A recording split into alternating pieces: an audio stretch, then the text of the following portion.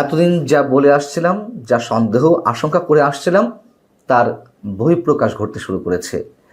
থলের বিড়াল বের করে দিয়েছে জামাত ইসলামী।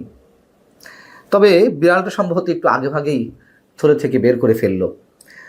জামাতের আমির ডাক্তার শফিকুর রহমান তিনি সাংবাদিকদের সামনে বলেছেন যে এখন দেশের এই পরিস্থিতিতে কিসের নির্বাচন, আগে সুষ্ঠু পরিবেশ তৈরি হোক, তারপর নির্বাচন। চমৎকার কথা, খুবই চমৎকার কথা।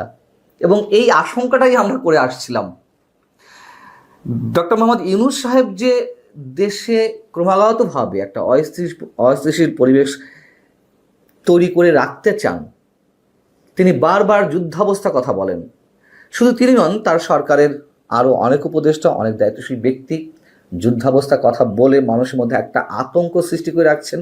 এবং যুদ্ধাবস্থা তৈরির যথেষ্ট সুযোগ আছে, সেটি যে একেবারে হবে না তা নয়। তবে এই যে মব ভায়োলেন্স, চারিদিকে আরও বিভিন্ন বিষয়ে অস্থিরতা তৈরি করে রাখা, এই সবই বিশেষ উদ্দেশ্যে করে রাখা হচ্ছে। আমরা বলে আসছি যাতে নির্বাচনকে প্রলম্বিত করা যায়। ধরো কাটো, মব ভায়োলেন্স, বুলডোজার সংস্কৃতি, এই যে বিষয়গুলো, এর সাথে অনেক বিষয় রয়েছে। এর মধ্যে যেমন মুক্তিযুদ্ধের ইতিহাস মুছে ফেলার একটা চেষ্টা, কিংবা আওয়ামী লীগ নিশ্চিহ্ন করার একটা চেষ্টা, সব কিছুর সাথে নির্বাচনটা প্রলম্বিত করার বিষয়টি একটি কমন সাবজেক্ট তাদের কাছে, এমন মন্তব্য অনেকেরই। এবং নির্বাচন প্রলম্বিত করার যে ডিজাইনগুলো সরকারের কাছে রয়েছে, এটি তার অন্যতম একটি অংশ, যাতে চরম একটা অস্থিতিশীল পরিবেশ সৃষ্টির মধ্য দিয়ে মানুষ কেউ উচ্চারণ করতে না পারে যে নির্বাচন দেওয়া হোক। যেভাবে মব সন্ত্রাস চলছে, যেভাবে খুনোখুনি, রাহাজানি, যেভাবে অন্যান্য বিষয়ে মানুষ অস্থির হয়ে আছে, আতঙ্কের মধ্যে রয়েছে, তাতে অবশ্যই যখন নির্বাচনের দাবিটা খুব জোরালো সহকারে উঠবে, তখন মানুষ বলবে আসলেই তো এর মধ্যে নির্বাচন কেন দিতে হবে, নির্বাচন এই মুহূর্তে তো সম্ভব না, মানুষ তো ভোট কেন্দ্রে যেতে পারবে না। তবে এটুকু আমরা আশঙ্কা ব্যক্ত করছি যে যা চলছে এর চেয়ে সত্যি সত্যি আরও ভয়ঙ্কর পরিবেশ সৃষ্টি করা হবে, তারা সেটি যারাই করুক না কেন।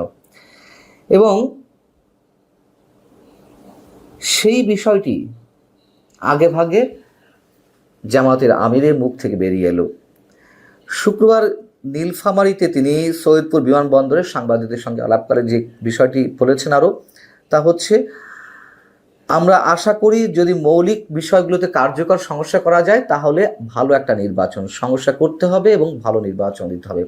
জামাত তো বিভিন্ন সময় বিভিন্ন ধরনের মন্তব্য করে আসছে। কখনো বলছে স্থানীয় সরকার নির্বাচন আগে দিতে হবে, কখনো বলছে ডিসেম্বরে নির্বাচন ভালো হয়, দিলে ভালো হয়, কখনো বলছে যে নির্বাচন এপ্রিলের মধ্যে হলে ভালো হয়, কখনো বলছে না ফেব্রুয়ারিতে কেন নির্বাচন, কখনো বলছে যে মৌলিক সমস্যাগুলো হলে ভালো হয়, কখনো বলছে আমূল সমস্যা করতে হবে।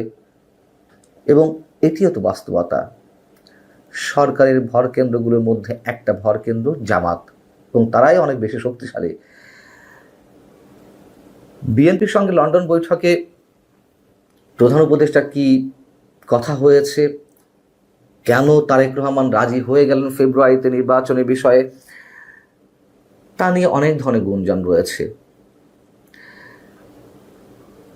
যদি সত্যি সত্যিই কোনো ধরনের গিভ অ্যান্ড টেকের বিষয় থেকে থাকে, যা নানানভাবে শোনা যাচ্ছে, আমরা সেগুলোতে বিশ্বাস করতে চাই না। যদি হয়ে থাকে, বিএনপি রাজনীতি শেষ, বাংলাদেশের ভবিষ্যতও অনিশ্চিত অন্ধকারের পথে নিশ্চয়ই। যদি গিভ অ্যান্ড টেকের কোনো খেলা না থেকে থাকে, যদি সত্যি সত্যিই ডক্টর মোহাম্মদ ইউনূস যে আশ্বাস দিয়েছেন না ঠিক আছে ফেব্রুয়ারিতে নির্বাচন, তাতে যদি তারেক রহমান রাজি হয়ে থাকেন, সেটিও ট্রাপে পা দেওয়া এর আগেই মন্তব্য করেছে, আরও অনেক আগে মন্তব্য করেছে। যেই হোক না কেন, বিএনপি এখনো বুঝতে পারছে না কোন খেলায় তারা নিজেরা নিজেদেরকে জড়িয়ে ফেলছে। যে ডিজাইন নিয়ে সরকার এগোচ্ছে এবং জামায়াত ইসলামী যা বলছে, এনসিপি যা বলছে, তার বাইরে এখনো পর্যন্ত একটা দৃষ্টান্ত স্থাপিত হয়নি যে তাদের কথার বাইরে ডক্টর মোহাম্মদ ইউনূস গেছেন। যাওয়ার কোনো ওয়ে নেই, কোনো উপায় নেই। বিএনপি যদি মনে করে থাকে যে তাদেরকে মূল্যায়ন করছে, এটি অনেকেই বলছেন চরম ভুল করা হবে। যখন অনেকেই মনে করছেন এই বিষয়গুলো, যখন যেই মানুষটার মিনিমাম রাজনৈতিক জ্ঞান রয়েছে তারাও বুঝতে পারছে যে সহজে নির্বাচন দেবে না এই সরকার, সহজে ক্ষমতা থেকে যাবে না, বিএনপি তাহলে কেন বুঝতে পারছে না? হ্যাঁ, অনেকে বলে যে বিএনপি কৌশল অবলম্বন করছে, বিএনপি যে কোনোভাবে হোক নির্বাচনটি আদায় করে নিতে চায়। যে কোনোভাবে নির্বাচনটা আদায়ের বিষয়টি তো চাপ প্রয়োগ করা ছাড়া সম্ভব নয়। এমনি এমনি দেবে না, কোনো অবস্থাতেই না। এবং এ কথাও আমরা বলে আসছি যে ডিসেম্বরের মধ্যে নির্বাচন যদি না হয় তাহলে ফেব্রুয়ারি কেন, এপ্রিল কেন, 2026-এর মধ্যেও নির্বাচন হবে না। একটা পর্যায়ে দিতেই হবে, তবে তার আগে আরও অনেক কিছু হয়ে যাবে। বারবার বলছি, আবারও বলছি, কিন্তু আমাদের দুর্ভাগ্য অথবা আমাদের বোধগম্যতার বাইরে যে বিএনপি বিষয়টি বুঝতে পারছে না। কৌশল তো অবলম্বন করেছেই, একটা বছর প্রায় হয়ে গেল, কিন্তু তারপরেও তারা চাপ প্রয়োগ করতে পারছে না। বরং ইশরাক হোসেনকে নিয়ে যে আন্দোলনটা গড়ে উঠেছিল ঢাকা দক্ষিণ সিটি কর্পোরেশনের মেয়র পদে বসার জন্য, সেটি নিয়েও বিতর্ক রয়েছে। তবে হয়েছে তো, একটা আন্দোলন গড়ে উঠেছিল। লন্ডন বৈঠকের পরে সেই আন্দোলনেও ভাটা পড়ল, বিএনপি পিছু হটল। বিএনপির রাজনৈতিক ভবিষ্যৎ কি আমরা জানি না।